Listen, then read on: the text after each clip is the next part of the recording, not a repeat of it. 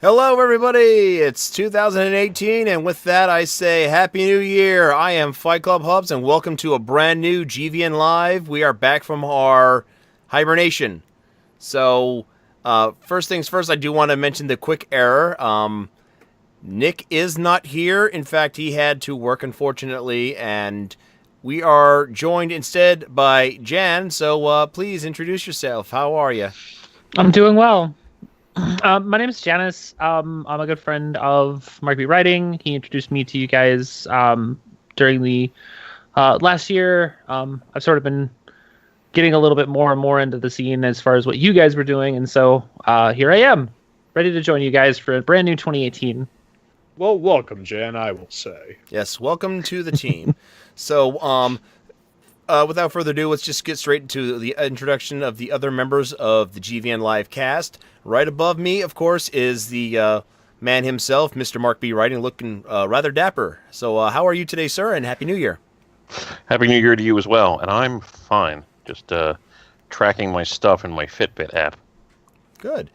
And right here in the other corner is the Gamer Keith. Happy New Year, sir, and how are you today? Happy New Year, everybody, and thank you very much, Hubs.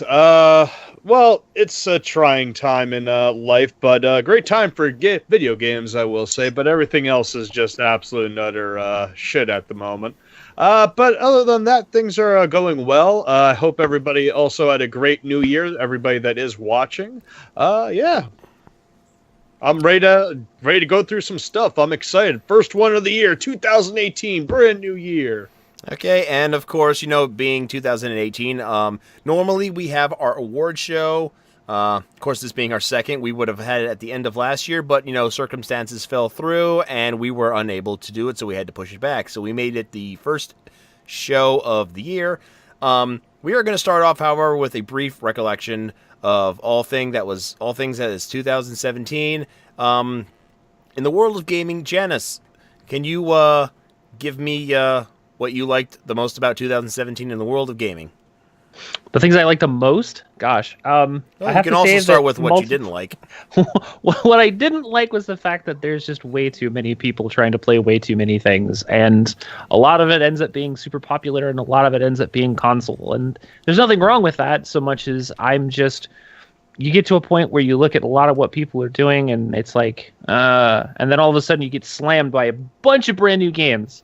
And I have to admit that 2017 is definitely one of the better years that I've seen in a long time, and I am even more looking forward to what 2018 has to offer.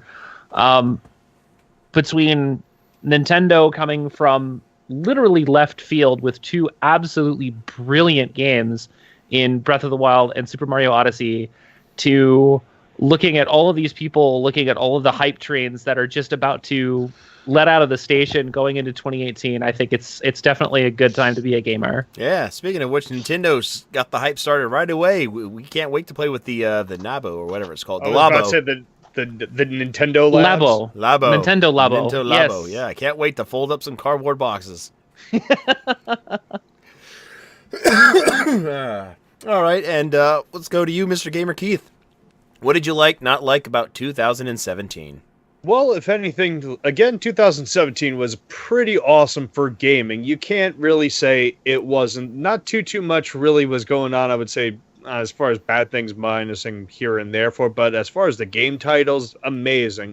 And like Janice was saying, Nintendo, I think, had a really, really awesome year, especially with the launch of the Nintendo Switch, and also when they did release the SNES Classic, that was pretty awesome as well, too. They had Super Mario Odyssey, and of course they had The Legend of Zelda Breath of the Wild. Great games that came out for it, and also like a lot of other like great titles such as Cuphead finally came out, which everybody that sparked a lot of controversy. I thought it was a really, really awesome game. Other than that, I mean, there wasn't really a key. And then of course you had Persona 5, which I know that everybody really enjoyed that game. That's on this channel genuinely. Again, just a lot of good games. I can't really say that game was absolute and utter horse crap. Why did that come out this year? I mean, there probably something, but nothing that I played personally, at least. And Mr. Mark B. Writing, same question applies to you too. 2018 was, or sorry, 2017, excuse me, was another really good year for gaming. Back when we were doing this same conversation about 2016, it was, just talking about what an amazing year 2016 was gaming-wise, and the same holds true. It's been a great 2 years in a row for gaming, and I'm honestly just really hoping that the trend continues into 2018. There's so many different things to talk about as far as what was great, what wasn't. Just a lot of great games came out on the PC, a lot of great games came out on console. The Switch basically made a believer out of me. It's just been so much great stuff that has been happening, so many great games that I played, that I saw other people enjoy, that I didn't even get a chance to do anything with. It was just a great year. It was just a great year. Yeah.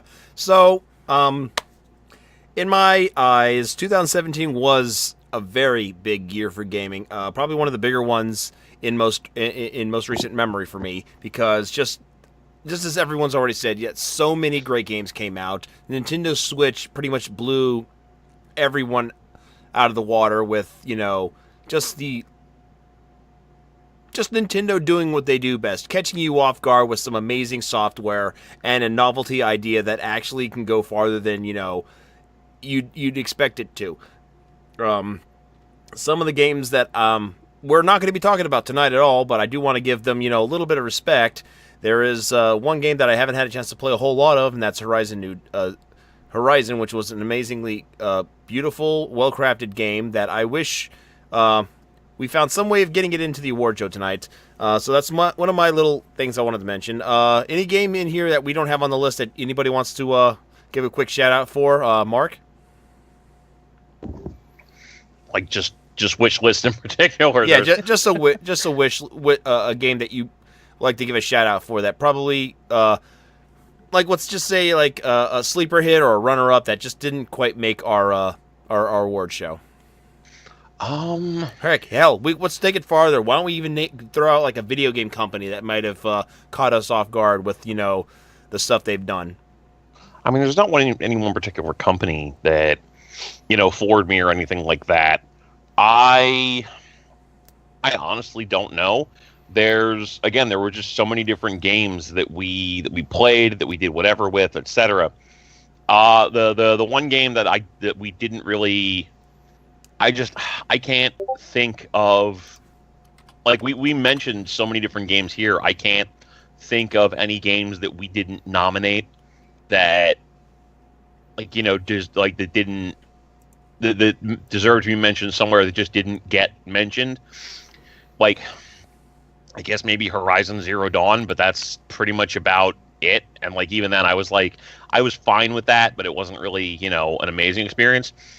Everything that I had the opportunity to spend time with this year got representation somewhere in this list. And I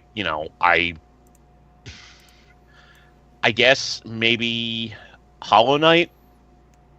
I don't remember, was Hollow Knight 2017? I think it was. That looked like a good game. I saw a speed run at Awesome Games Done Quick. I literally just got the chance to play it a couple of days ago, this past Saturday, and that's the only thing I can think of that I can point to. It's that deserves some type of representation, and didn't get it just because none of us had a chance to play it, because so many goddamn games came out last year that it's just, holy shit. We had so many different things to talk about in some capacity or another. Yeah, honestly, I'm still behind on my game, so it's kind of like you said, there was so much that came out that it was hard to really play everything. All right. How about you, real quick, Keith? Anything that comes to mind that didn't make our awards show that you'd like to give a shout out to? Well, there's just one that I guess I would kind of want to give a little bit of a shout out to, because it really, I don't know if you would say spoiler, but we kind of mentioned it at the beginning, would be actually Super Mario Odyssey. I really enjoyed it for what it was. I mean, it was just a Super Mario game. is what it was, and it felt like a very, very good title that they launched for it.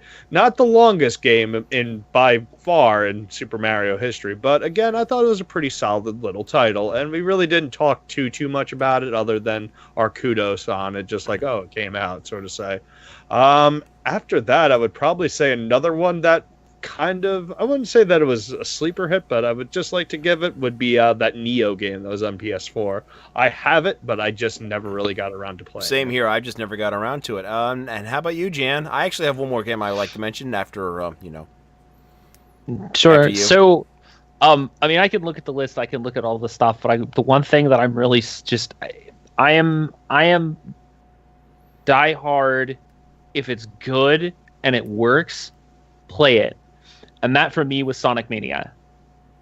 Did not get around to playing it, so you would say I that did Sonic... enjoy that, actually, yeah. Sonic, so it took the old original formula of the original Sonic trilogy, Sonic 1, Sonic 2, and Sonic 3, and brought it back to its basic roots of knowing exactly, I mean, I can coin the phrase from Donkey himself when he basically said that it knows when to let you slow down and make the pace work, and it knows when to shoot you at 300 miles an hour through the level to just enjoy yourself, like you used to be able to back when the games themselves were just as popular.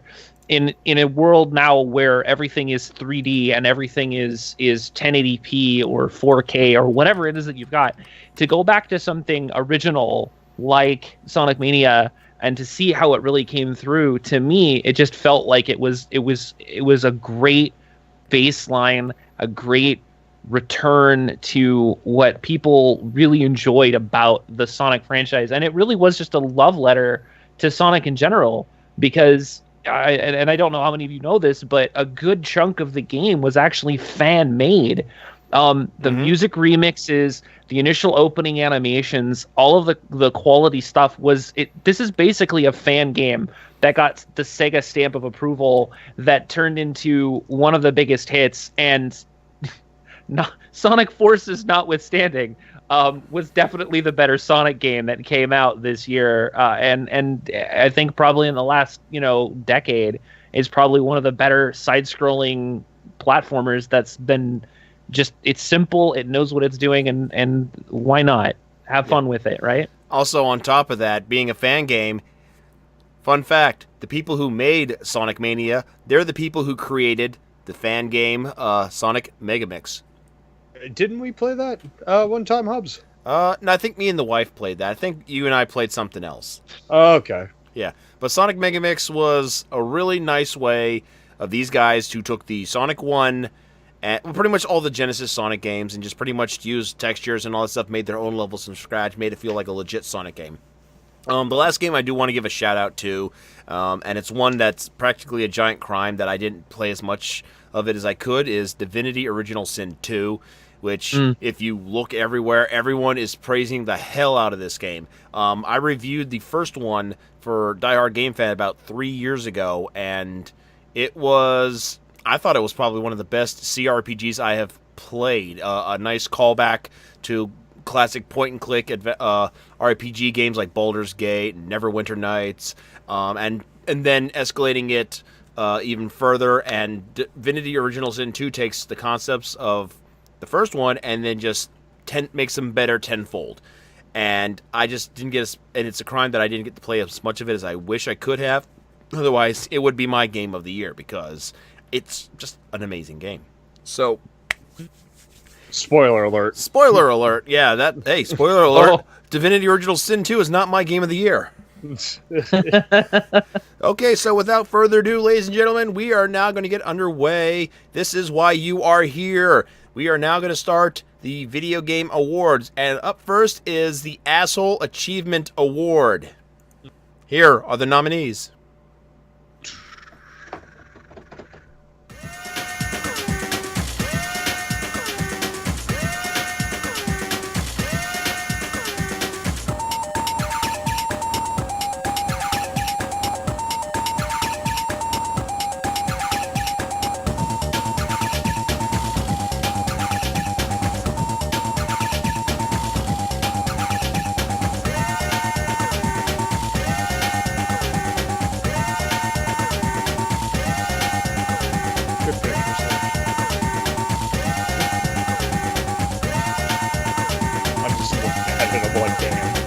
Yeah.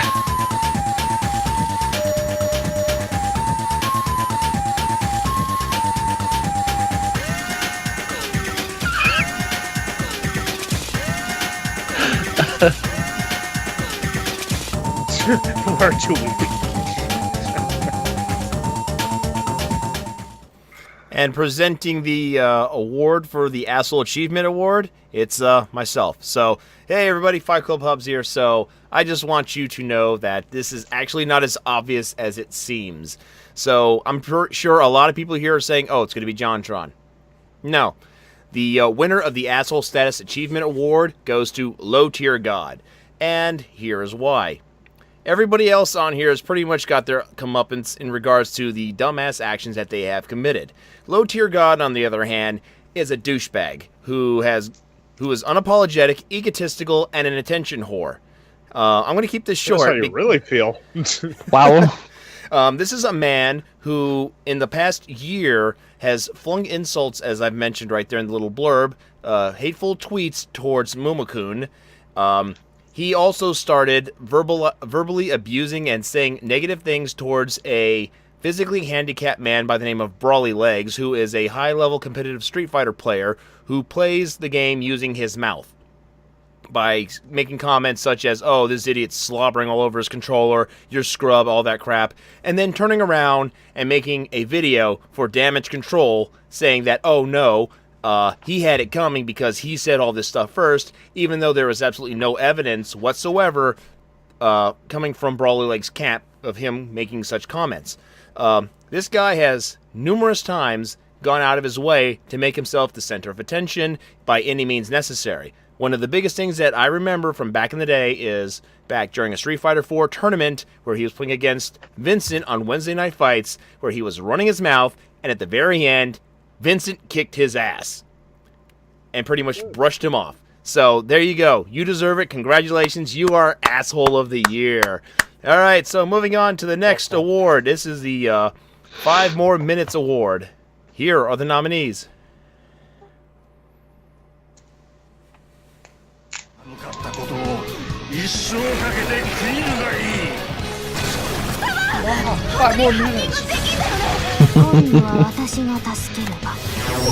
Anime. 吊るし上げてやる必殺のウルトラチャージ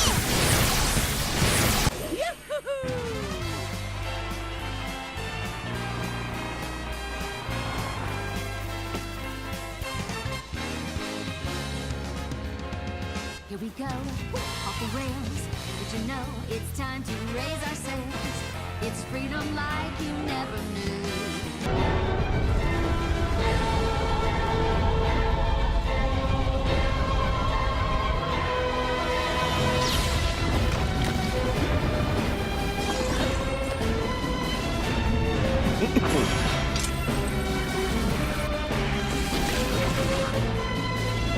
Rex と一緒に。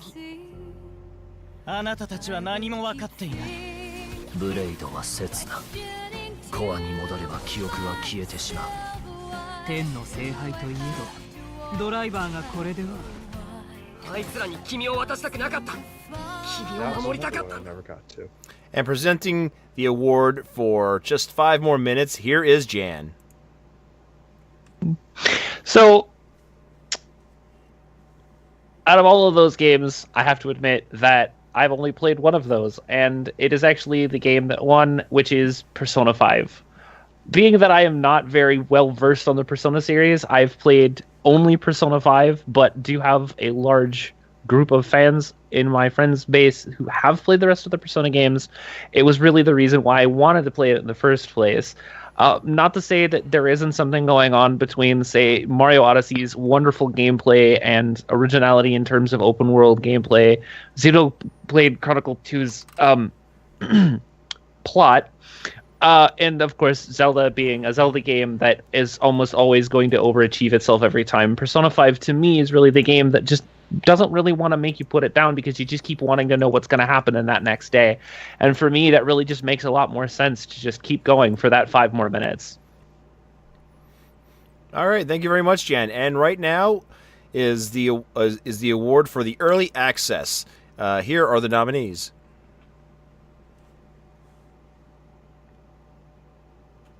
and welcome to the Mutant Football League. Bang! Say goodnight to that guy, Bricks. Good night to that guy, Bricks. You're an idiot. His cleats are caked in blood and guts, and he's looking to score. Catch the ball, get the first down, and don't die. See, it's really a simple game when it comes down.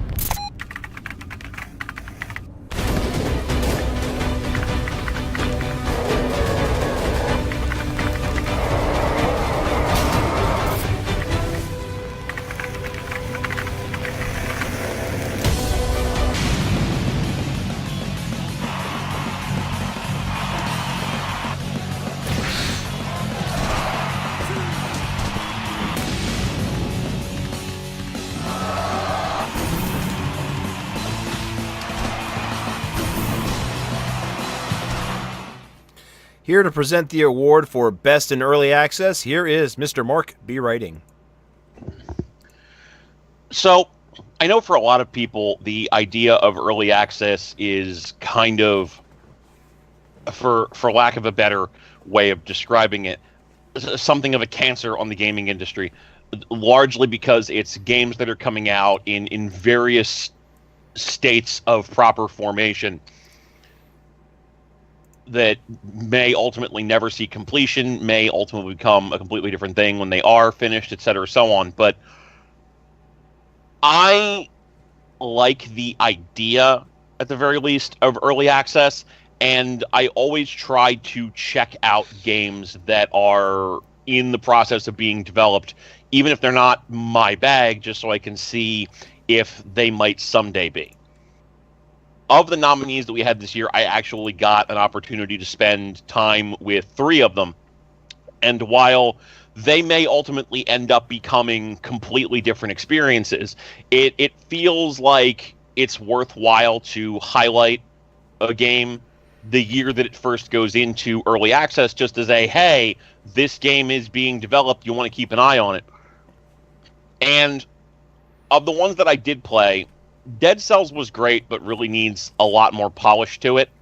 They Are Billions is really interesting, but it is just absolutely ball-breakingly brutal to a level that I just could not penetrate after multiple playthroughs, which isn't a bad thing, but it just kind of hurt my experience with it. But overall, I would say the game that left the best impression as to where it was going, Fire Pro Wrestling World. Not even a question. Aesthetically, it's a return to form for the franchise. The PC-specific features that the console games never had, such as customizable soundtracks and all sorts of other custom options, turned this from a good franchise into an amazing one. And the ability to use the Steam Workshop to straight up download created characters means that you can essentially get access to any wrestler who has ever existed, so long as you're willing to spend enough time either in the creator yourself or going onto the Steam Workshop and downloading stuff. It's very possibly the best wrestling game ever made, and so long as they manage to not completely blow it the hell up prior to release. I think it released like a week ago at this point. But so long as they had managed to avoid that, it's pretty goddamn good. And if you like wrestling games, I would buy it. Thank you very much, Mark. So up next is All Aboard the Hype Train Award, and here are the nominees. Choo-choo.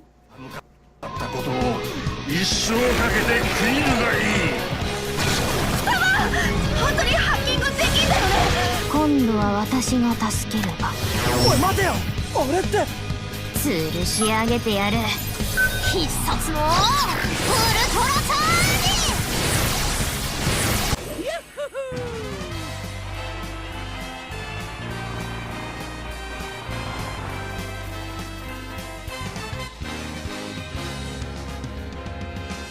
go, off the rails.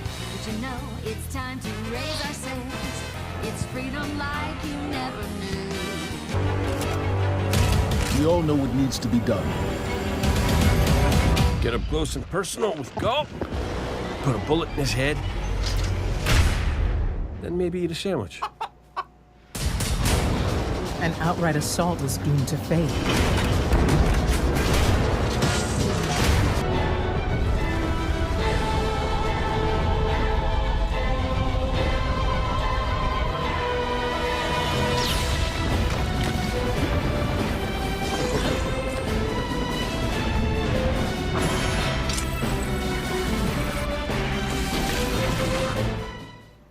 Here to present the award for all aboard the hype train.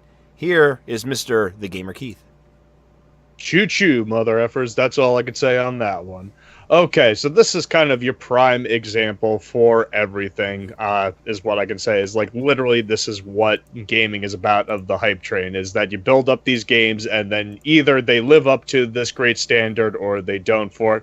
Usually, they don't. However, on this list, minusing one, they were all pretty much kind of lived up to the actual hype train. The one that I'm talking about in particular is Destiny 2. I mean, it's a Bungie game. Of course you're going to see hype on it, because Destiny was a good first game, but I don't know, I didn't get around to playing the second one, so I'm a little biased on that one. And then, of course, you have 2 Nintendo games, and of course, what train would not be complete without Nintendo games on this one? You have Mario Odyssey. Of course Mario is going to have all these hypes on it, and of course The Legend of Zelda is going to have the hype on it, because it's a Legend of Zelda game. The one game that I was actually really, really happy that was on this list was Persona 5, that it actually got to open it up to a brand new audience of people for it. And like Jan was saying, it's like, oh, I just heard about this game, all my friends played it, now I actually got to this one. So that was actually a prime example.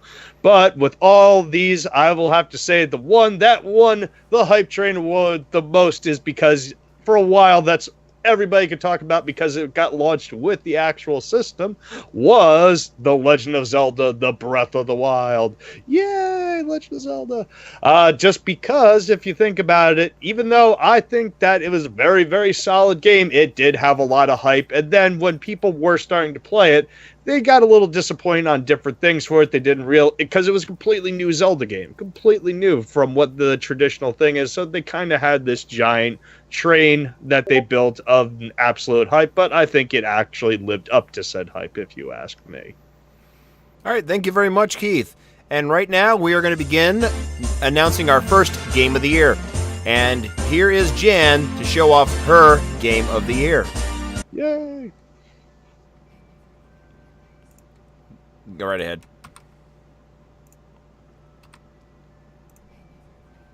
Your mic's muted, dear. That's what happens when you try to do 3 things at once. So in a year that's basically it's in a year that was completely just dominated by games that we never saw coming.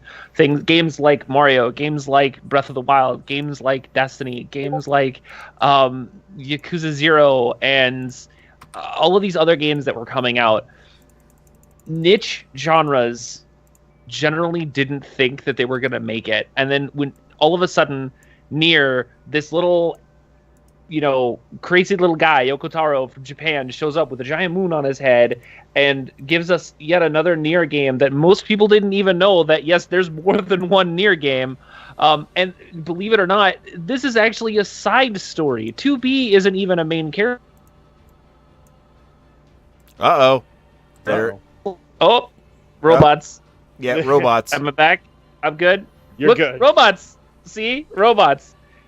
The baseline is that, to me, Nier Automata really took an idea of fast-paced action with storyline traditional to a JRPG that just made sense.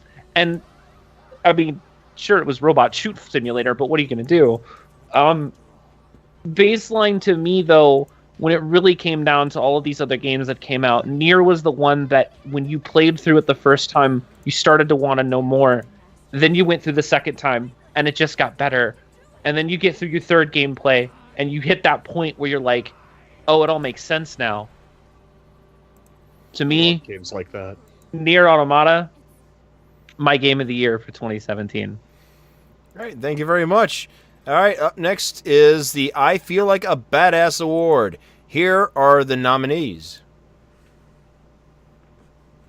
And welcome to the Mutant Football League. Bam! Say goodnight to that guy, Bricks. Good night to that guy, Bricks. You're an idiot. Hey, Rob, are we on mute? His cleats are No. kicked in blood and guts, and he's looking to score. Gets the ball, Well, check get the first check down, your and don't Discord. die. See, it's really a simple game when it comes down.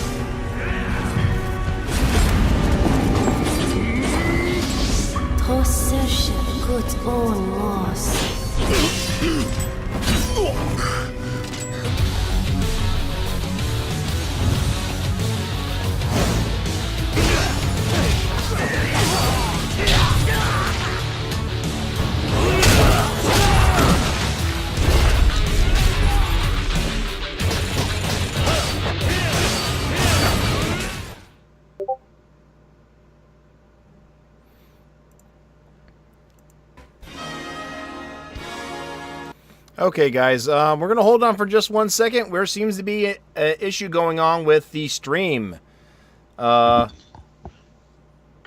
I think it might actually be a Twitch issue because, like, I'm clicking on other stuff. Yeah, and I it's just giving clicked the it same too, and error. I clicked my own link, and it says that you need a time machine for this to. But no, I mean, like, I'm clicking, like, 7 or 8 different other channels, and it's just having that problem, so I think it's just Twitch. Okay, so in that case, if you're here and you see the show, congratulations, you made it through the technical errors. So, without further ado, I guess we'll just move on. So, what you just saw was the nominees for I Feel Like a Badass Award. Here is Mr. Mark B. Writing to present the winner. So, no, it's fine. So, I mean, I don't even really know what to say here. I kind of got sidetracked because of the fact that a bunch of people were like, "Hey, we can't get in." Yeah. I do want to note Zeke has indicated that opening it in a different browser worked. So who the hell even knows? If you have multiple browsers and like somebody you know is trying to get in and can't, just tell them to try that way. But moving on. There we go. I was about to say, is there something wrong with your camera, Jan? My whole Power Skype Fantasy- crashed. Sorry. Okay. It happens. It's Power coming back fantasies up. in video games are basically like peanut butter and chocolate in a lot of cases. At the end of the day, for as many great narrative experiences as we get out of video games, as many technical achievements, artistic achievements, and so on as we see, at the end of the day, sometimes you just want to cave somebody's head in with a brick. And games that give you that ability to feel like a badass in some capacity or another are still a pretty large release demographic for every platform available. Of the list of the games that we came up with this year, while all of them have their own unique charms, whether it be the severe absurdity of Mutant League Football, the challenge and reward scenarios of Cuphead and Nioh, etc., one game stood head and shoulders above the rest, and that was Yakuza 0. Any year where a Yakuza game comes out is going to be a difficult year for any other games that want you to have like a power fantasy sort of experience. They're going to be seeing some heavy, difficult competition in that regard, and it's not hard to see why. Kazuma Kiryu as a character is just badassery incarnate, whether he's smashing people headfirst through windows, hitting them with trash cans, or straight up just picking up a Schwinn and beating the dog mess out of somebody with it. And Yakuza 0 gleefully continues that tradition, while also giving you access to Majima, his one-eyed associate, who is also a badass in entirely different and more fucked up ways. The fact that Kazuma Kiryu is also somebody who can just straight beat the shit out of somebody and then, like, cuddle with a kitten or hang out with his daughter, like, 10 minutes later is definitely a big part of why this franchise just works as well as it does. And listen, if you haven't played a Yakuza game, you owe it to yourself to give it a shot. Thank you very much, Mark. So, if you want to feel like a badass, like he says, pick up Yakuza. All right, up next is the return of everyone's favorite award, the I Feel Dirty Award, and here are the nominees.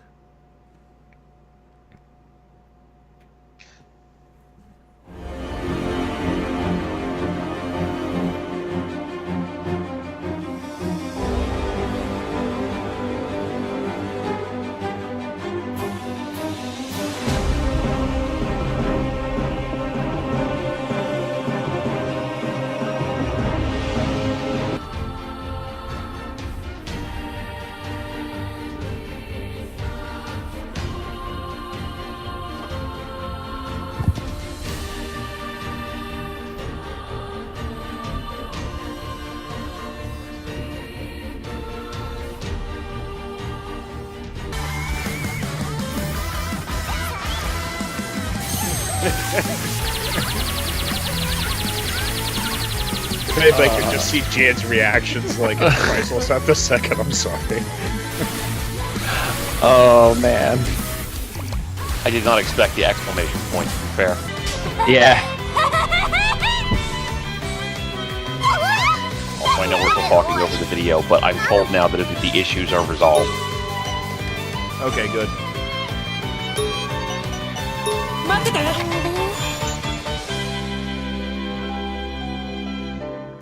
Conspiracy. We also know that the fucking Freedom Pals have more information about this conspiracy than we do.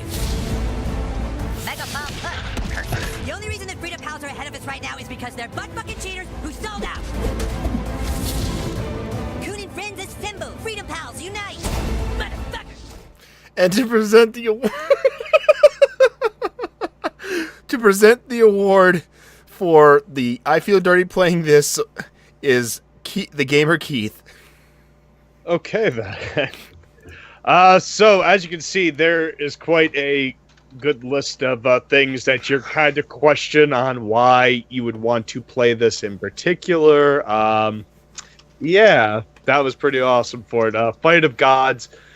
Hilarious, just because for the simple fact of you literally have deities fighting each other, and they do it in the most absurd fashion, such as I think that Jesus actually like hits you with his cross at one point. Senran Kagura Beach Splash. Wow, I couldn't speak that. I'm sorry. I mean, just you saw that speaks for itself. It's literally you play with water guns and you shoot them at halfway scatted bikini wearing anime girls, and it's a very, very pretty game. But again, just you can feel kind of dirty just by looking at that. Mary Skelter I did not play, so I kind of have very little reference to it, but just seeing that preview from it right there kind of answered a little bit for it. And then there was Nier Automata. Again, after just being schooled by Jan on, I didn't even know this was a sequel to it, so if anything, opened me up to new possibilities for it. Again, didn't really play it, so I couldn't really say would feel dirty playing that. And then, of course, there is this South Park, The Fractured Butthole. Yeah, I said it, butthole. Everybody can have a chuckle now. But anyway, I know. It's all that. Didn't make me feel better on that one. But, yeah, I mean, it's South Park, so you kind of feel dirty just playing it because you're literally playing with foul-mouthed 8-year-olds, and everything is going on. And, of course, there's a gay fish involved, and, of course, a gay fish's grandmother going to heaven. So that right there kind of makes you feel a little bit dirty playing it, especially since one of the characters is a talking piece of poop. So there you go. So the winner for the I Feel Dirty for playing that award Not, ironically, not any of the other ones, such as Senran and Kagara, but South Park: The Fractured Butthole. Again, it's that South Park humor for it, and if you're really not in tune to it, it can be kind of considered all very, very, I wouldn't say taboo, but it's definitely outlandish, to say the least, especially all the things that they have going on there. Again, they make fun of Kanye West and a gay fish. So there you go. And one of the superheroes' names is literally called Seaman. So everybody could take it from there. So that who wins this one. I feel dirty playing it. Definitely I feel dirty for playing South Park just because I had to go into detail about gay fish right there. All right. Thank you very much, Keith. Up next is the the game everyone forgot about. Here are the nominees. The powder keg over there, and that maniac has already lit the fuse. One person against a god of war.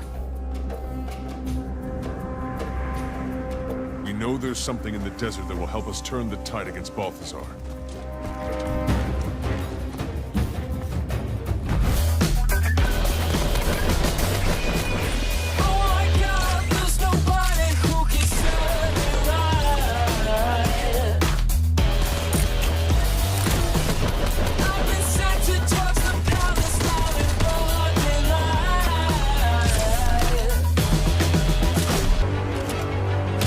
We all know what needs to be done.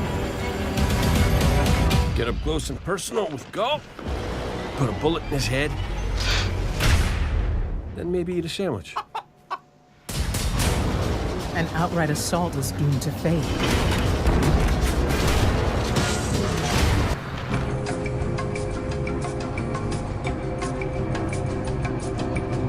Well, this is the slowest elevator in the universe.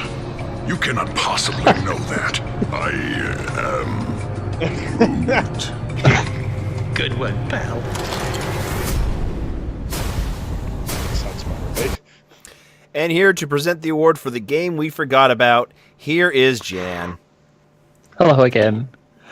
So, in a year where you've got a highly anticipated third-person over-the-shoulder shooter in Destiny 2 that absolutely deflated after its release, an expansion to a buy-to-play-for-free MMO that I'm pretty sure people just forgot still even exists as a playable game. What else we got there? Fortnite, a game whose original idea was to be a single-player co-op zombie survival game that turned into a game like PUBG because, well, let's be honest, PUBG is PUBG and it's popular regardless of whether you like it or not, to a game that... Wait. Did I read that right? Does that say Guardians of the Galaxy Telltale? How did I miss this? Seriously, a game like Guardians of the Galaxy is a franchise usually is just something that's based around the antics of the Guardians. And to get something like this in a Telltale something when you have games like Game of Thrones, Batman, and, just to name a couple of them. And then you get into something like, Back to the Future, which I did play and I think it's fantastic, by the way.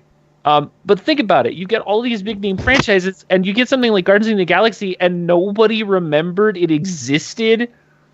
And that's why the game that everyone forgot about award goes to Guardians of the Galaxy, the Telltale series. Because really, who remembered this was even a thing? Thank you very much. Now, next is the Best Online Game Award. Here are the nominees.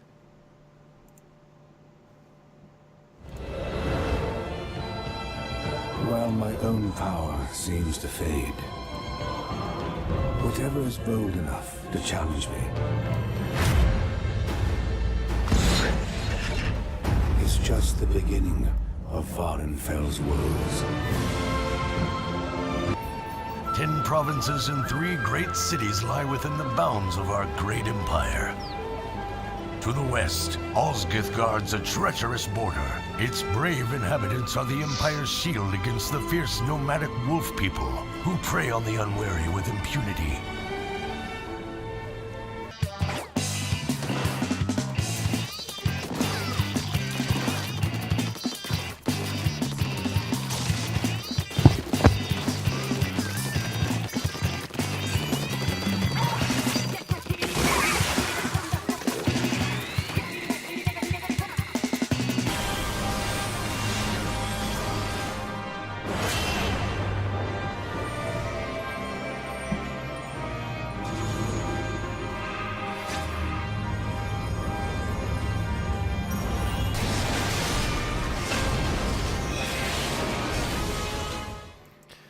All right, hello everyone. So I am going to be the one presenting the award for Best Online Game.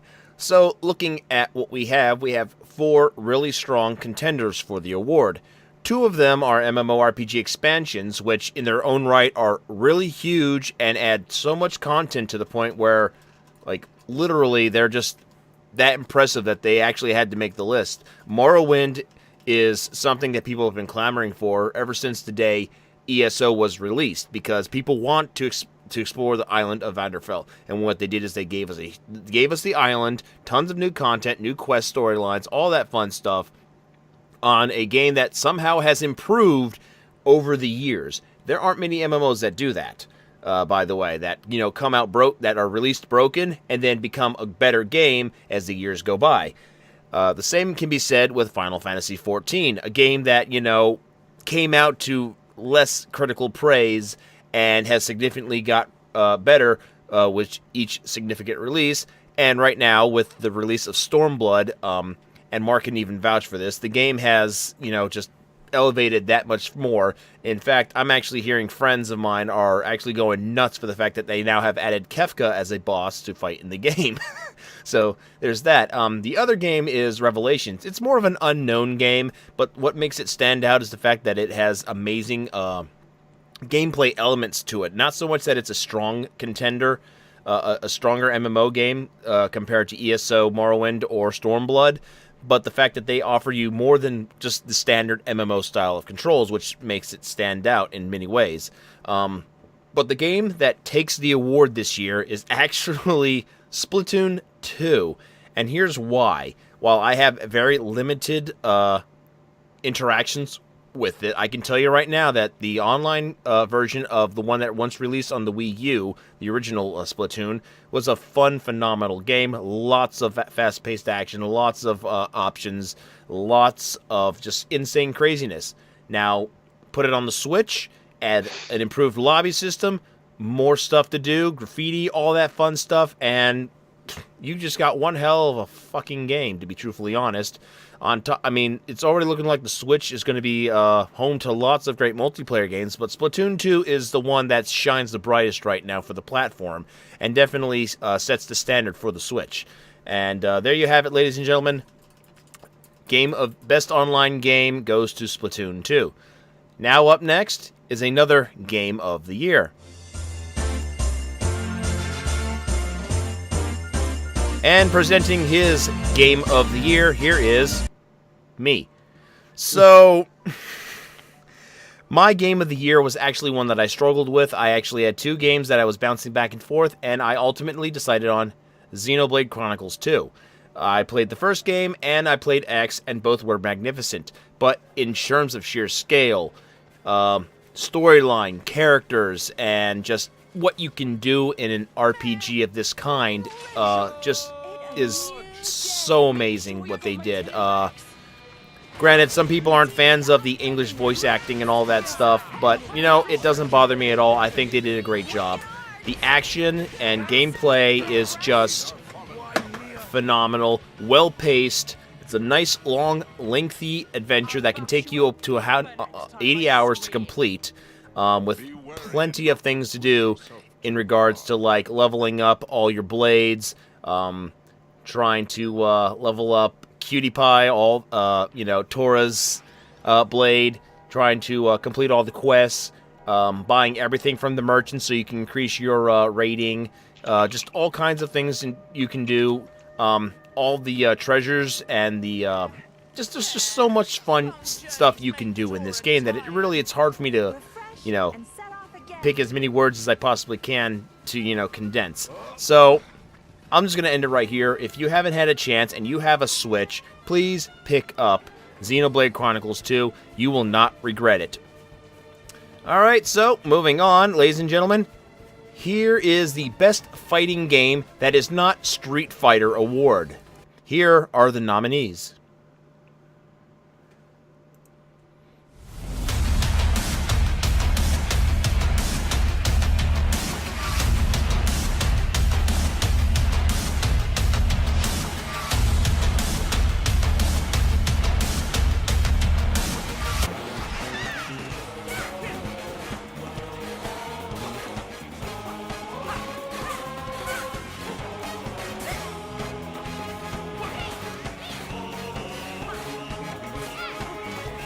brutal.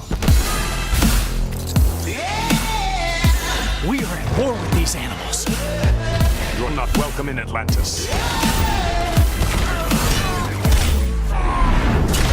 I am Brainiac.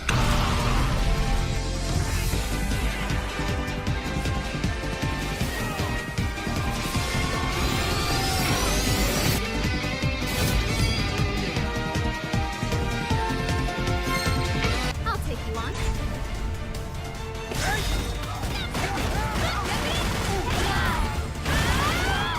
Now let's do this!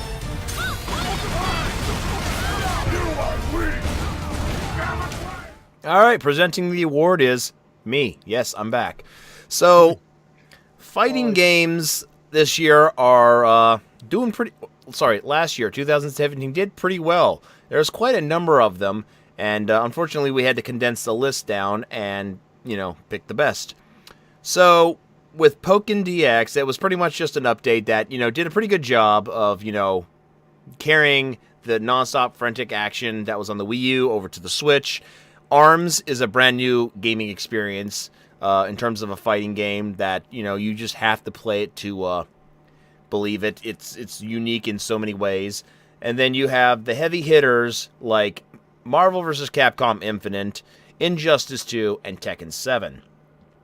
However, the one that stands amongst the cream of the crop is Tekken 7. And to be truthfully honest, it's an amazing game.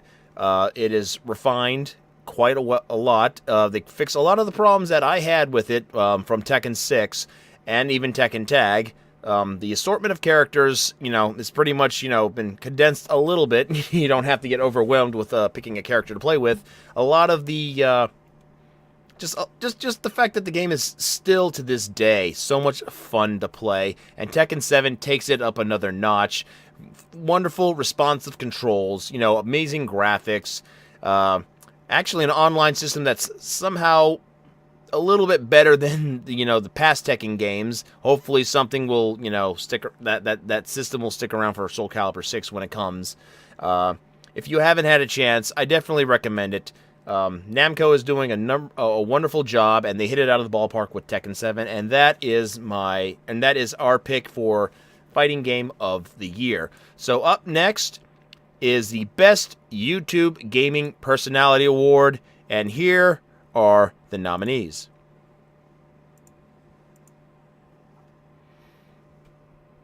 Good old Easter eggs. Those cheeky little meta marvels that programmers have been sticking in games since their very inception. However, as entertaining and rewarding it is discovering them, sometimes these eggs can turn out to be rotten, containing all kinds of shocking and disturbing secrets. Launched in late 1990 in Japan and in 1991 in most other places, the Game Gear was Sega's first entrance into the portable market. Featuring a comfortable horizontal design, the Game Gear also had a backlit screen that, in many situations, was almost visible. Based on the Master System hardware, the Game Gear featured an 8-bit Z80 CPU with the same sense of demonizing victims of mental health as some eccentric crazy person, or glamorizing conditions as something that can be overcome with love, or finding that person in your life that will make you happy again. It's an incredibly hard subject to portray in a passive medium, and while that doesn't really excuse the approach that's been taken, the difficulty lies with people experiencing the same mental illness in different ways. Hi, I'm Mark Brown, and this is Game Maker's Toolkit. Every year, I like to celebrate one game for its innovation and creativity. Because Game of the Year lists tend to focus on games in well-known franchises and genres. Amazing games, but ones that build incrementally on past. And here to present the winner of the Best Gaming YouTube Personality, here is Mr. Mark B. Writing. YouTube has become fertile ground for people who want to talk about video games in whatever capacity they deem appropriate, whether it be talking about things from yesteryear, like a Gamesack or a Guruwari, or going in a direction that is more critically oriented, like Heavy Eyed or Game Maker's Toolkit, or just talking about video games in general, like a Markiplier or a PewDiePie. There are a lot of different avenues that people can take to try and differentiate themselves and to make content that a wide variety of gamers can enjoy. Even with all of the weird problems that have gone on with YouTube this year, the adpocalypse and everything associated, a lot of content creators stuck with it, really made some strong impressions, and just made some amazing stuff in 2017. From the people that we listed here, I want to note that every channel listed is great in various different ways. Gamesack highlights a lot of different gaming evolution, gaming information from when I was a kid, from when many of the people here were kids, that even if you didn't have exposure to it, is wonderful to see. Guru Larry, again, is a similar sort of bent, but with a little bit more skit-based stuff that is interesting in its own way. And Game Maker's Toolkit is heavily analytical and Mark Brown does a lot of really great work there, but by and large, as far as the channel that I want to say evolved the most, became the best overall for what it was in 2017, that's going to go to Heavy Eyed, no question. The creator, Mitch, is a really personable, interesting guy who doesn't really do what he's doing for the Patreon money so much as it is because he just wants to say things about games. And you can tell somebody who would be doing this even if it wasn't bringing them $1 in some capacity or another. You can see that person and you can say, you know, this person is doing this for love of the medium. And it also doesn't hurt that Mitch manages to take a more analytical bent toward what he's trying to say while also popping in the occasional goofy skit where he's like crawling around out in the New Zealand outback or whatever. And it presents an idea that's interesting that we don't get nearly as much of. Somebody who's talking about games semi-seriously but also being kind of a dope about it. And I appreciate that. If you haven't checked out any of the videos from any of these creators, I would definitely recommend doing it. But overall, I would say out of everyone here, I thought Heavy Eye did the best this year. Thank you very much, Mark. Now moving on to the next category.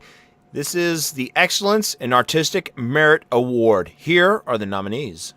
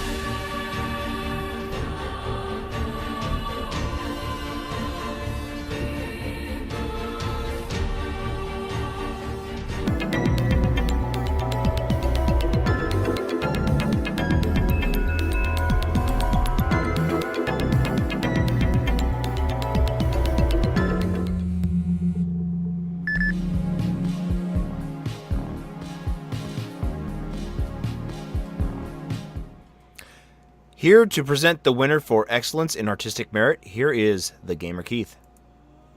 And I'm back now. All right.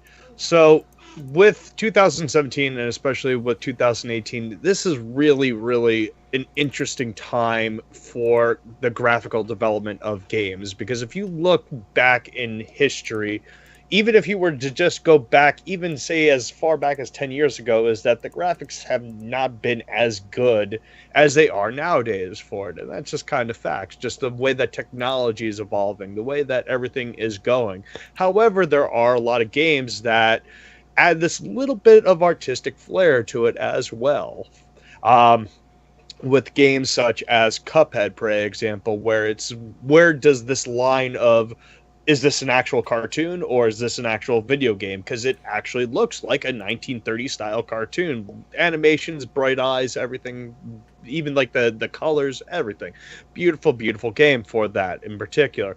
And then you have games such as Nier Automata, which, again, beautiful, beautiful looking game for it. It's like, you've seen how things have evolved and how everything can really run in real time, especially for these characters and the animations, and it's a very, very solid game, it looks like. Again, I have not actually played it, but from what I've kind of seen of it, it looks pretty freaking awesome. And then, of course, you have Persona 5. I mean, Persona 5, it's an anime game. It looks just like you were playing an anime. And it's kind of, again, where you have this blur of actual, like, television entertainment and actual, like, your interaction entertainment. That's where we're at this moment. And then, of course, you have localhost. And localhost is very, very, very bleak, I should say, because it's a very, very messy story where you have all these different, where you have this AI, and, like, they might not have the same things as you, but very, very visually appealing, and it kind of gives you that messiness and everything to that extent. However, there only can be one winner, and the winner for this is none other than Cuphead. Cuphead, again, just beautiful, beautiful, gorgeous, gorgeous game. I mean, depending on who you ask, I think it's pretty hard, but I'm not going to the extents that everybody keeps on saying, oh, it's as hard as Dark Souls. No, it will never be as hard as Dark Souls, so let's just stop that there. But great game. Beautiful, beautiful, gorgeous backgrounds that they have. Again, this looks, in fact, like a 1930s cartoon. But I was actually showing it to a friend of mine for the first time. They were like, is this a cartoon or is this a video game? I'm like, no, it's a freaking video game, man. It's awesome. So, congratulations, Cuphead. Don't deal with the devil, but you definitely got our excellence in artistic merit. Thank you very much, Keith. Up next is the We All Saw It Coming Award. Here are the nominees. On your behalf.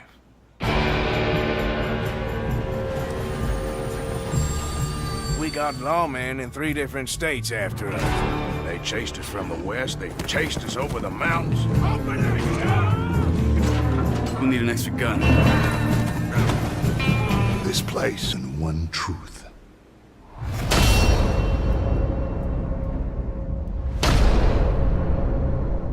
The wait is over. Let's begin.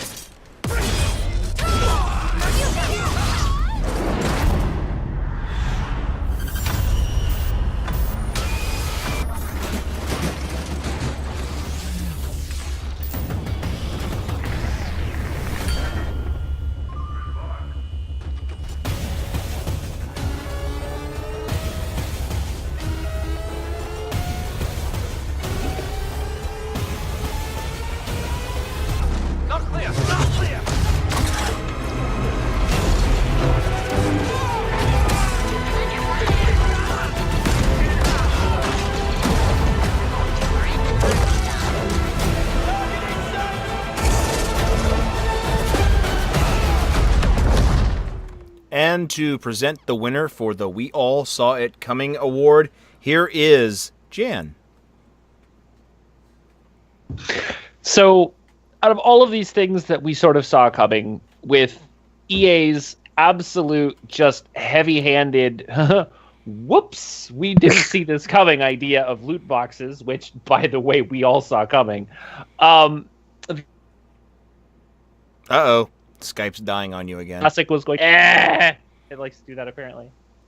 With the Super Nintendo Classic having its absolute just destructive release, because, you know, that didn't happen with the NES Classic, did it? Right? Oh, wait. Red Dead Redemption being a game that, while I may not have played a lot of the original, I'm definitely looking forward to the second one, because let's be honest, I'm an absolute sucker for Westerns. The thing that I was absolutely still, like, we saw it coming, but we still got shocked by it, was Namco finally stating and releasing and giving us gameplay, not just CG, but gameplay, of Soul Calibur 6.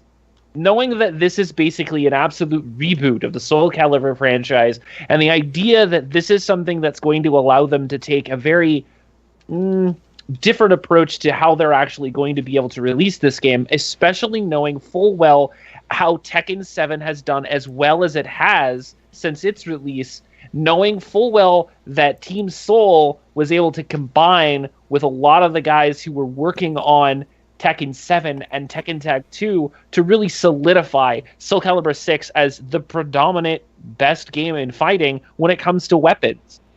The fluid mocap from the old original series coming into this new idea of what they're going to be doing with this, it was no surprise that they were going to announce it. It was just a matter of when.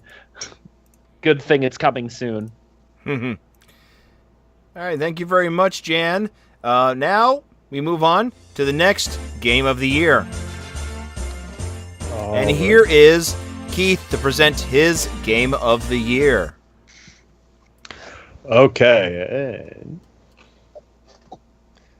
Do we have the transition up or? Yes. Oh, okay. So I'm all right. No, I'm sorry. I didn't see that. You're watching the wrong window. I am watching the wrong window, unfortunately.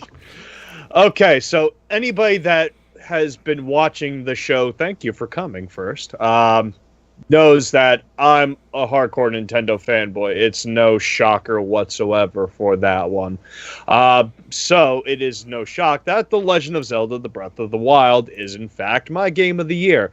But not because I'm just a Nintendo fanboy, but honestly, the game is fantastic. This is the Zelda game that I have personally been waiting for I'll say a good solid 10, 15 years for, because it adds all these elements that I really loved from the original, of that there is no set path. Because I would say that somewhere along the lines of A Link to the Past, everything became this solid move in motion, so to say, for it, where you were just like, didn't have this openness, you didn't have this vastness that was going on, and you didn't have all these things that could happen or what was going to happen for it, and just this huge open world. And this is what The Legend of Zelda: The Breath of the Wild does. It totally revamped the whole Legend of Zelda system for it. New story for it, downloadable content that they added to it, that they've now just officially released the Breath of the Wild Explorers Edition that does have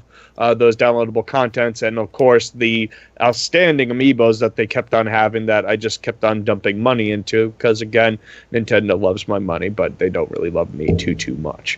But regardless of the fact, great solid game for it, very graphically beautiful for it. Had its little issues for it, like with the weapons breaking so often for it. Story was pretty decent on it. It did continue onwards, but I don't want to spoil too much for anybody, so I'll just leave it at that for it. But Legend of Zelda: Breath of the Wild for it, you took my heart. You came out on the Nintendo Switch, and everybody, and of course I even played it on the Wii U, but everybody was very, very hyped up for you. I think you lived up to the hype, so that is my Game of the Year for you. Thank you very much. Up next is the Konami Award for Excellence in Failure. Here are the nominees.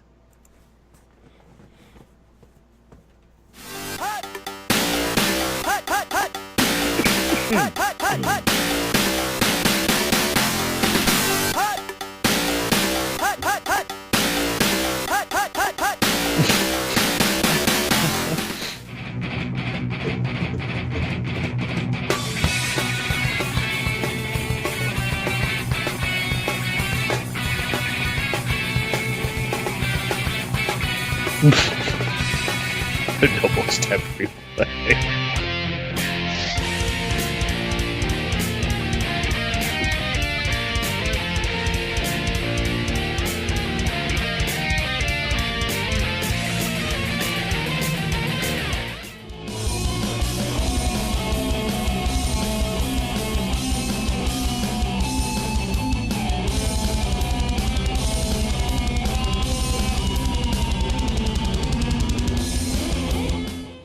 And here to present the winner for the Konami Award in Excellence in Failure, here is Mr. Mark B. Writing. For those who have been watching the show for the year or so, year plus, almost 2 years at this point that we have been running it, and have been saying, well, Mr. Mark B has been fairly reserved up till this point. I've been saving my energy. Here we go. The fact that the people nominating for this immediately all pointed to me and said, "You're the one who's presenting this," I think should tell you it's time to put the kids to bed. Here we go. So, for as many wonderful things as happened in 2017, there were a great number of things that were not so fresh. And I would be remiss if I didn't take a moment to shine a flashlight on the runners-up in this category. First, Capcom. The Marvel vs. Capcom Infinite debacle has only been salvaged by the fact that the game plays mostly good. But let's be clear, the graphical engine for it, not as good as it could have been when they initially launched the game. Their handling of Street Fighter V continues to be the shits in a lot of cases.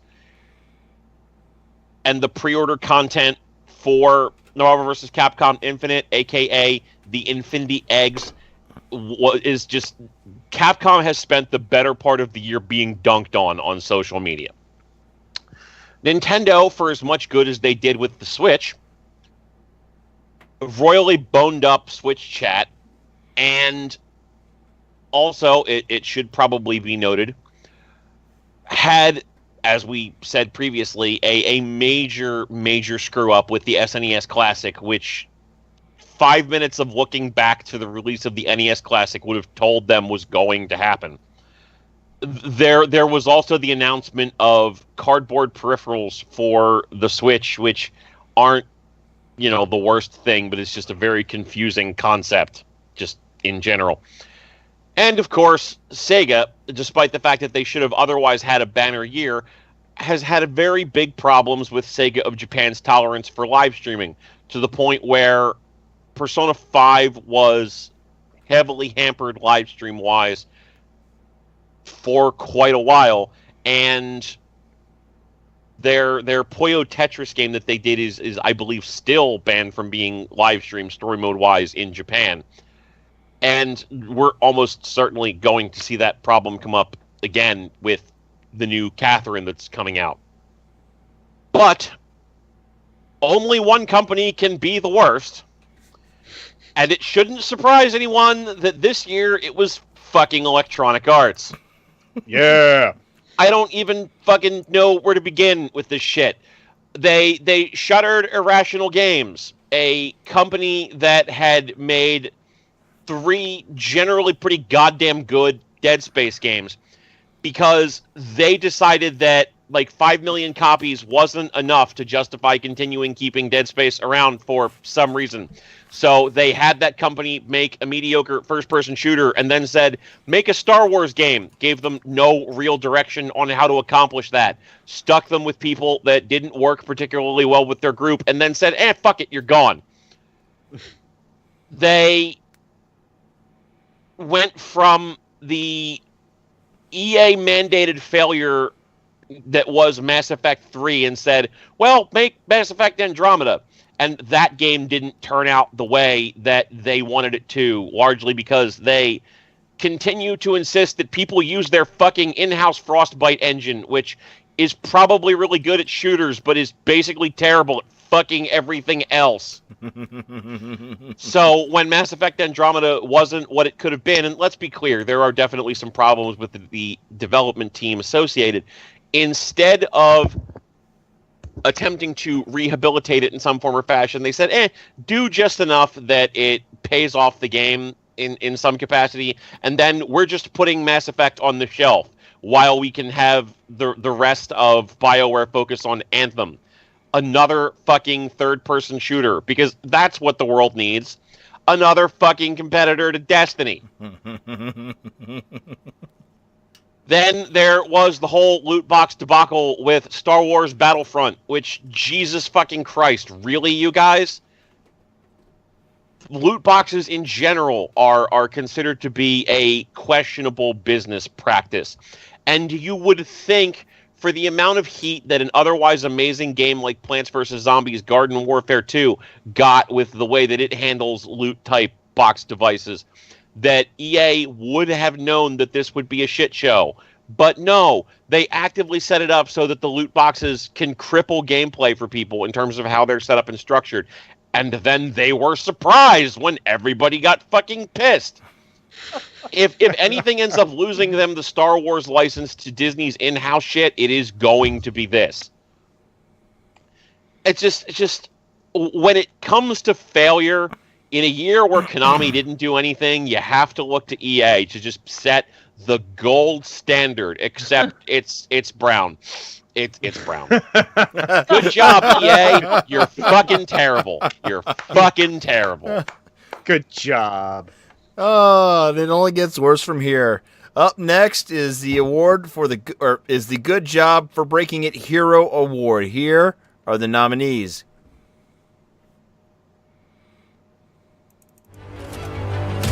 We all know what needs to be done. Get up close and personal with Gulp. Put a bullet in his head. Then maybe eat a sandwich. An outright assault was doomed to fail.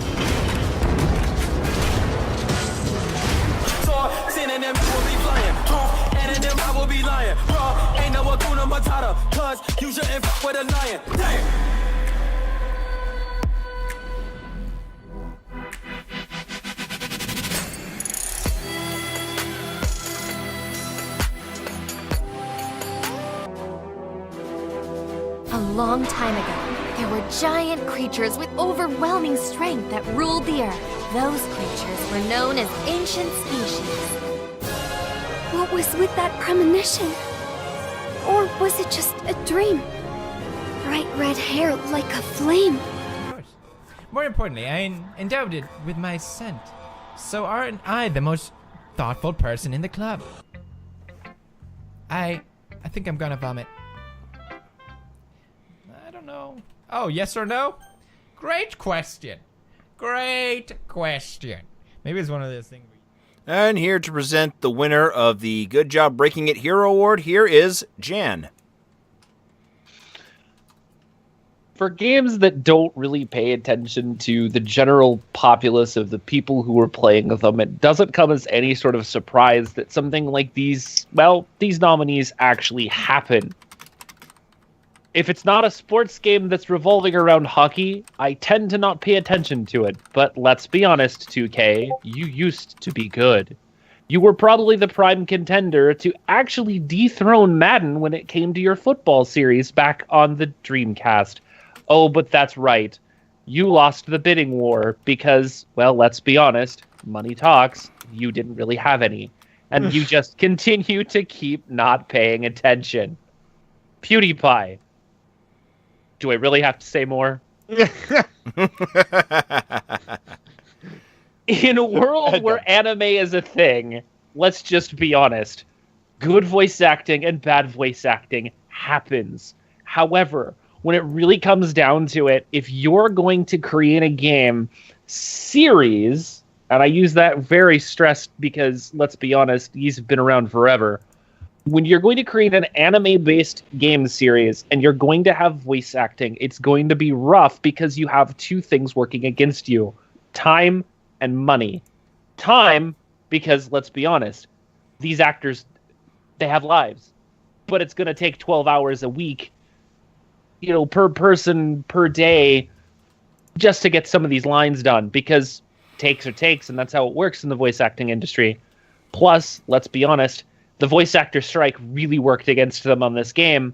It just didn't help them because they had to bring in people no one had ever heard of with talent that they thought was great, and we did not.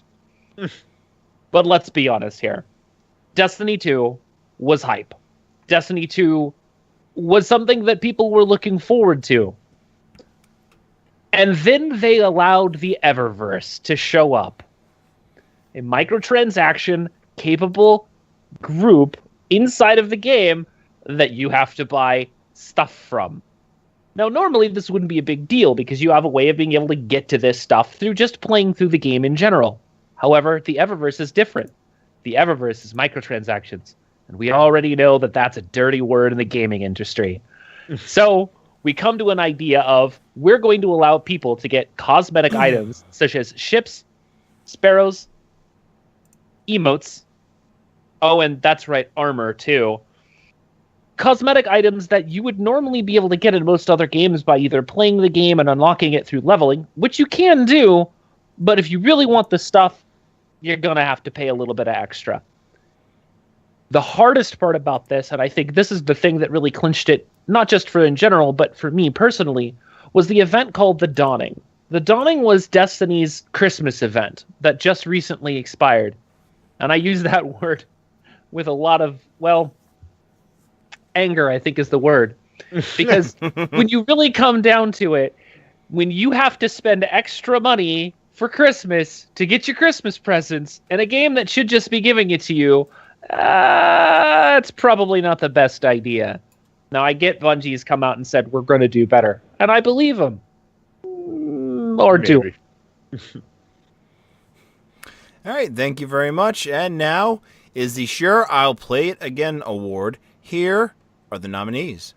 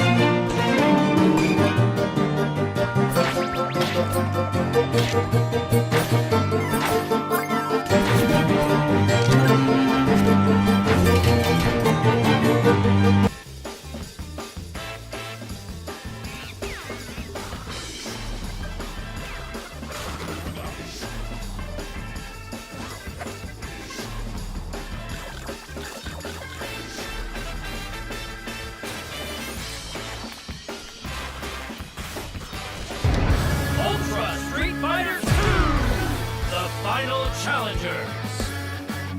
Round 1, fight! Hadouken! Shoryuken! Whoa! Hadouken!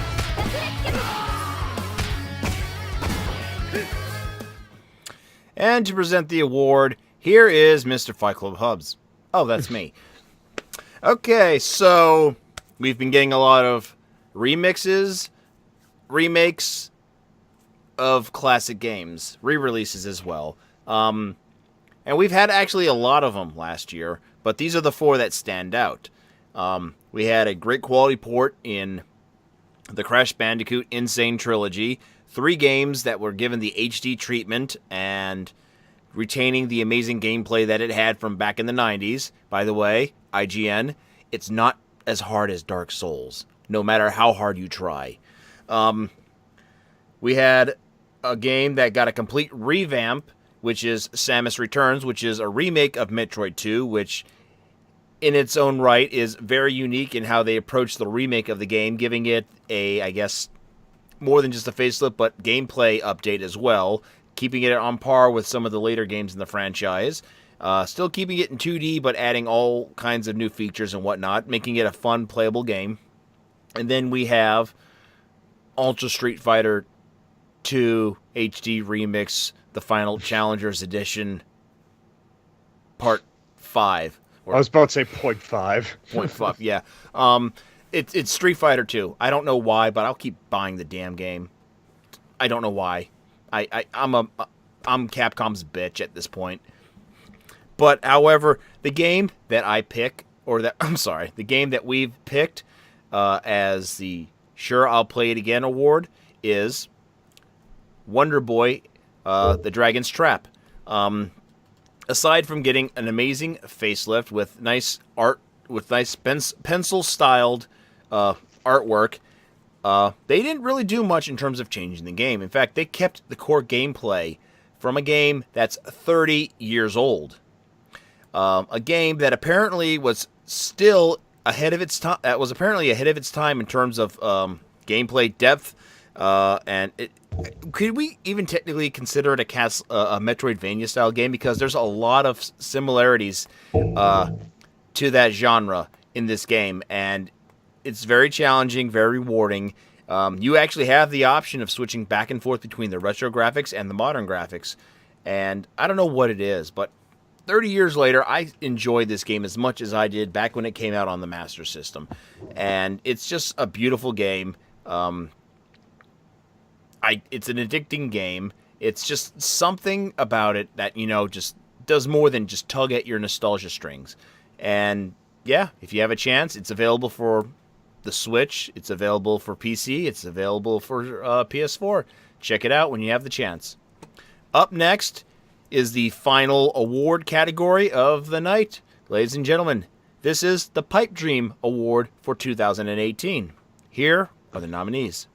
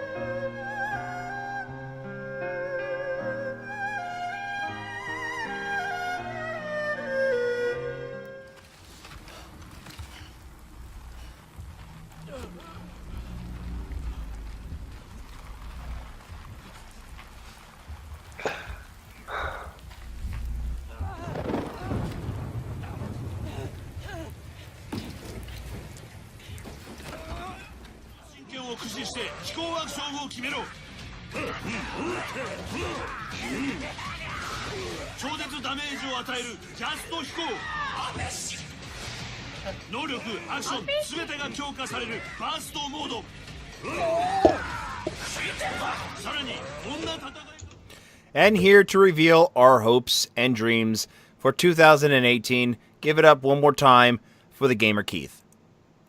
Yay. Hey, everybody, what's up? Okay, so you see all the good stuff that we have to look forward to in 2018. So hopefully these things actually make appearances and or actually come out for it. And we had quite a good lineup there. We had Kingdom Hearts 3, which Kingdom Hearts 3, if you're any sort of gamer, is coming out the 10th of Never at this point. Even though it did take us by surprise that at Disney's D23 conference, they actually showed that trailer we just watched there and kind of blew all of our minds. And then they said 2018. Just 2018. No actual firm date, so just 2018. Hopefully it does come out for that. And then, of course, we had Death Stranding, and that's Hideo Kojima's little baby right there. Did they even release any sort of information on it other than just Norman Reedus naked holding a baby whatsoever? I don't think they have. So hopefully everybody just gets to enjoy Norman Reedus naked holding a baby eventually for it. Huh? And then now that I've lost steam on that one, and then there was the U.S. release of Hokuto ga Kotoka. I'm sorry if I'm totally butchering that. It's Sega's Fist of the North Star game. Just Jesus Christ, people. Just say Fist of the North Star. Get some fucking culture. Get some fucking culture. Christ. So Fist of the North Star, will that actually release?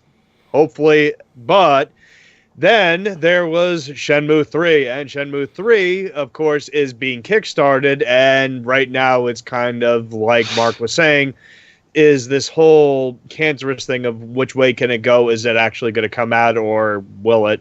So, with that being said on that, our pipe dream for 2018, because more than likely it is not going to happen, is a actual release date or release footage of Shenmue 3.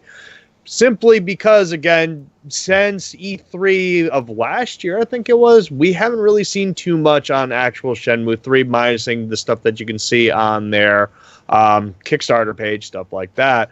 But other than that, not too much is really kind of out there at the moment, and we have no idea when it's going to be released or even what's going on with it. So, hopefully we will get to see something in 2018 for that, my friend. All right, thank you very much, Keith. And here we go. This is the final game of the year. And presenting it is the man closing out the show. Ladies and gentlemen, give it up one last time for Mr. Mark B. Writing. I'm fucking salty that y'all motherfuckers can't pronounce any fucking goddamn Japanese. I was the one that was taking offense to it. And I thought he was mad at EA. Damn. Way to go, Keith. Get some culture, motherfucker! Damn. So, my game of the year should not be a surprise. It's been the same since the moment that I first played it, Persona 5. I've played a lot of great games. I've seen a lot more. And for me, Persona 5 is still the game I enjoyed the most this year. And let's be clear, it's not an unflawed game. There are definitely some issues with the later dungeons being a little bit hinky to deal with. And there's like these comedy gay characters who show up that just still like piss me the fuck off that they even exist in the game. Because it's fucking 2017. Atlas, Jesus Christ. But beyond those issues, I just love this fucking game.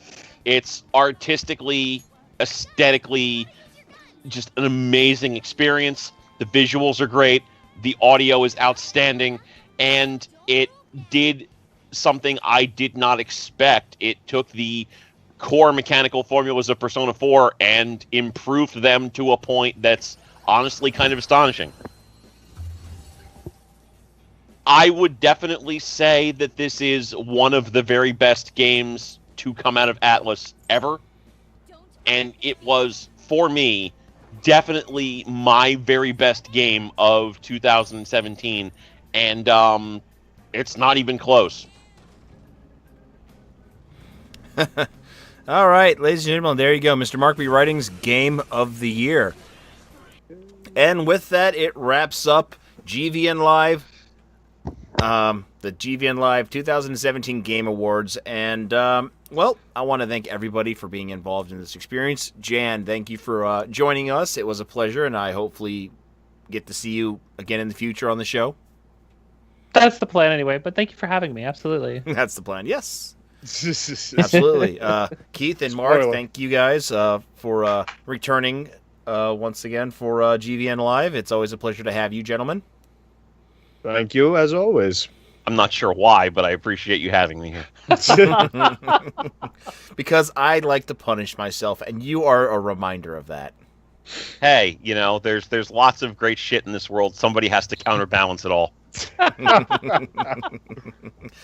Yeah, okay. So before we leave, how about some final thoughts? What do we look forward to in 2018? We'll keep this brief, and we will start with you, Jan. What is it you're looking forward to in 2018? I can answer that for Monster Hunter. Well, yeah, that's like next week, so let's leave that one out. It's pronounced Hokuto ga Gokuto, but that's okay. Damn, you got schooled, Keith. I was about to say, damn, I'm getting just yelled at right now. In 2018 is going to be kind of a weird year for me. Obviously, Monster Hunter World is coming out, and that's definitely something that I'm super keen on doing. We made a channel for it, so it's a thing.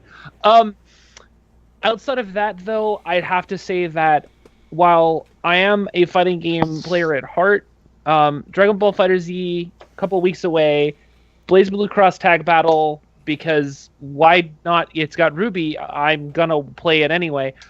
And honestly, beyond that, it's just a matter of we're just gonna have to see it and play it by ear, because there's plenty of other games that I know that are coming out, but I just gotta keep an eye on what I've got to keep an eye on in the next couple of months.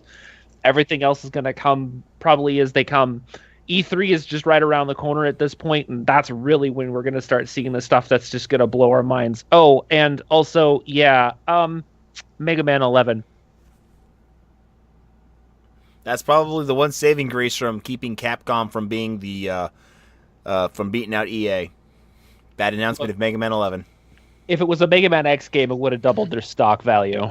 No, Resident Evil 7 was really good too. Absolutely. Yeah, there was that. Okay, I'll go out of order. There, to backtrack on what you said, yeah, there's a lot of great games coming out that I look forward to. Even the stuff that hasn't been announced yet. In regards to the sophomore year of the Nintendo Switch, I'm really looking forward to seeing what Nintendo might have up their sleeve. Not counting the cardboard cutouts that are coming soon for $80. I am actually looking forward to Monster Hunter next week. I know I said we won't talk about it, but god damn it, I broke my rule. It's Monster Hunter. And there's a couple of MMOs that are coming out that look interesting. I like to try out Bless when it finally comes out officially. And any other games that I can't think of right now, we'll probably talk about it in the next show, which will be February 2nd. That's right. January 2nd, 2019. We'll be back. Guys. That's right. I'll see you guys in a year, January 2nd, 2019. No, actually. February 2nd will be the next show. So, pending on whether or not I have to work, we'll determine the time of which it starts. But we would like to try and actually have this on a consistent date again like we did the last 2 years, moving from Monday to Friday. And if we have to, we'll find a day. And we'll let everybody know as soon as we can. Up next, let's ask you, Keith, what are you looking forward to in 2018? Well, I will actually share the same sentiment as you, that I really want to see what Nintendo has up their sleeve at this moment, because they had their first Nintendo Direct, and I was I wouldn't say floored, but I was actually just really looking forward to some of the things that they had out, like Hyrule Warriors coming to the Switch. And then, of course, they had that whole Nintendo Lab, the cardboard stuff, I should say, going on with that. I'm also really looking forward to Shadow of the Colossus on PS4, so I'm guessing more like old reback games, I guess would be the better word. Other than that, Monster Hunter, and we'll really see, but I really want to see what Nintendo's is going to bring their A game, hopefully, because Detective Pikachu, even though it's going to be on the Nintendo DS, I personally want to play that, just because it seems fun. What? Okay, sure. We're just going to move on. Mark, what do you want in 2018? Don't you judge me. You've been judged. Listen, get over it. Detective Pikachu looks great, and I will not hear anybody shitting on poor Keith for that. That game looks adorable as hell. Absolutely adorable. Thank you.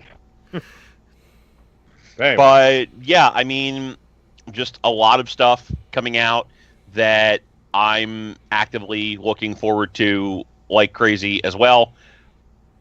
I mean, I almost don't even know where to begin in a lot of cases.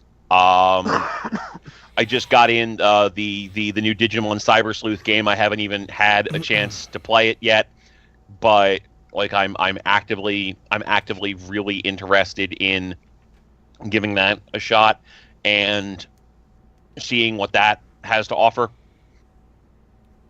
You know, there's a remastered version of Shadow of the Colossus coming out, which looks like it could be really good.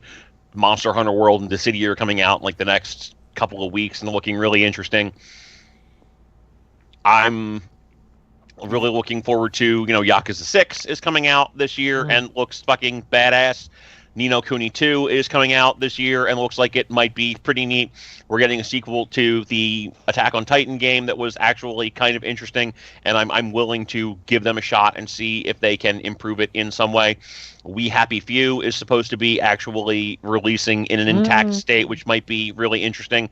We're getting another update of Under Night In Birth Late, which, okay. Just, like, okay. I like Under Night In Birth. Like, I just want to mention it, but it's like, it's probably not going to be dramatically different from the other versions. So it's coming out, and I want to play it. And I'm interested in it, but I don't have a lot to say about it. The new Spider-Man game is coming, and that looks like it could actually be really fucking rad. Actually, if they don't screw it up, because like let's just not let Beanox ever make another fucking Spider-Man game ever again. That'd be great. I'm gonna die. Uh-oh. You have a different opinion, I think. No, it. She froze. The franchise. All I think of, I froze. Everything's dying again. Every time anyone mentions Spider-Man, the only thing I think of is that old Spider-Man game on PlayStation 2 where if you flub the QTE, she just looks at you and goes, "I'm gonna die," and then the whole lab explodes. All right, so once again, thank you everyone for tuning in and joining us here on the GVN Live Awards show. Mark, Jan, Keith, thank you so much. To everybody out there, Happy New Year. Go and enjoy 2018 and have a good night. Peace. See you. See ya.